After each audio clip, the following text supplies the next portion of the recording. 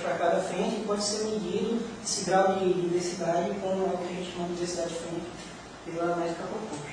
E aí, de posse dessas duas métricas, e também considerando outra métrica que é comum na literatura, uma utilização do outro objetivo, que é o grau de espaçamento das soluções de espaço e objetivo, nós realizamos um estudo experimental que resultou nesse trabalho, em que nós avaliamos a correlação entre diversidade, entre essas métricas de diversidade e a métrica de volume, que mede a qualidade da aproximação.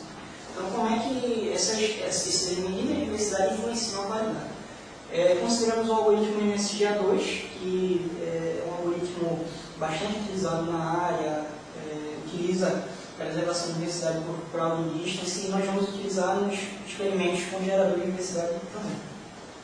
Bom, como resultado, eu trouxe apenas um exemplo, né? Porque são vários resultados, mas aqui está o problema ZDT1, que é definido em termos de dois objetivos. Ele tem uma frente de Pareto convexa, e esses são, então, as séries temporais computadas para o coeficiente de Pearson, né, calculados em termos de uma janela temporal, né, de diversidade acumulada, que nós escolhemos como essa janela, nesse caso uma janela igual a 10, e aí eu meço essa diversidade genética acumulada nessa janela e a correlação dessa diversidade com o hipervolume calculado numa geração atual.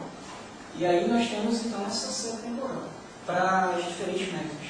E aí é interessante algumas coisas, por exemplo, aparentemente entre a geração mais ou menos, vamos dizer, 25 aqui e as gerações 100, né, essas três correlações parecem que o nível de crescimento e o decrescimento delas é constante em relação às três, né? Quer dizer, aqui está aumentando, a correlação também aqui aumenta, aqui começa a decrescer.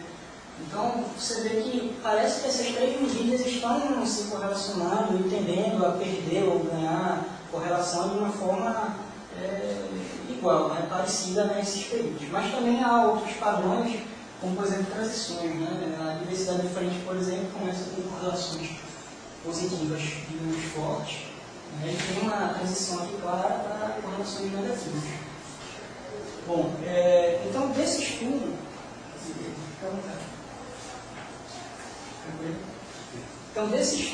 a gente conclui o quê? Primeiro que há correlações significativas entre diversidade, as métricas de diversidade e volume.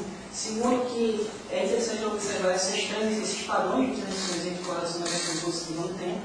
E terceiro, o principal é que quando a gente calcula as funções de autocorrelação amostral dessas séries temporais, a gente olha para essas funções e a gente enxerga um padrão claro de que elas